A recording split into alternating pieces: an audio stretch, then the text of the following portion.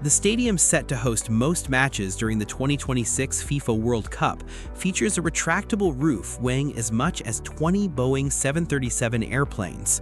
When construction began in 2006, engineers faced the challenge of building a 1,500-ton roof that could open and close whenever needed, on a structure with no walls and no internal pillars to support it. At the time, it was the largest stadium in the world, featuring the longest unsupported arches ever built. But there was one major problem. The stadium's arches were curved at a 30-degree angle, making it nearly impossible to move, let alone slide, such a massive roof along that slope. It was like trying to pull the weight of 20 Boeing 737 jets up the side of a mountain. To solve the problem, dozens of engineers were brought in.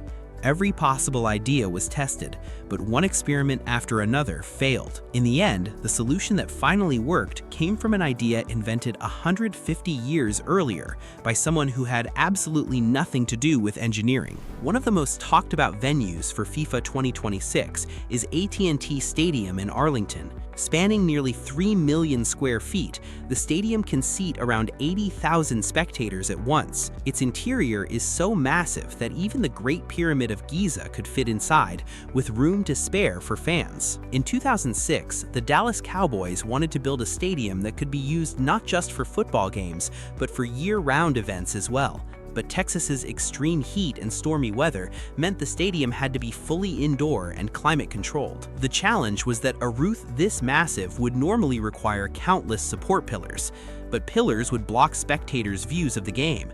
So architect Brian Truby had to create a design with no internal supports at all. To solve the problem, engineers looked back at history. In 1875, while building a railway bridge over Portugal's Douro River, French engineer Gustave Eiffel designed a massive arch structure that required no support pillars in the middle. The secret behind its strength was a network of triangular structures known as a truss system.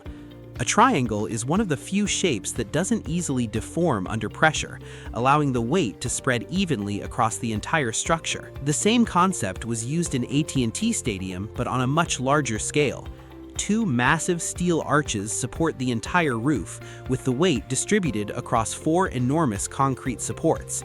To prevent damage from steel expanding in extreme temperatures, special expansion joints were also built into the structure. Once the roof structure was completed, the toughest challenge still remained.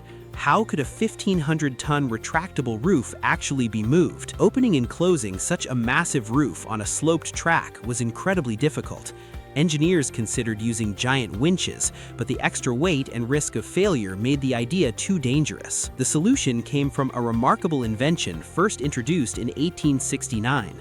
A businessman named Sylvester Marsh created the rack-and-pinion railway to climb steep mountains. In this system, a toothed rack runs along the middle of the track, while a gear on the train locks into those teeth and moves forward. This prevents slipping and allows trains to climb steep slopes with ease. The same concept was used in AT&T Stadium, but on a much larger scale.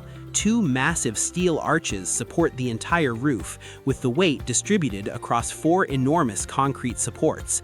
But the roof wasn't the only challenge. Keeping such a massive stadium cool was another major obstacle. When enclosed, the interior volume of nearly 3 million cubic meters.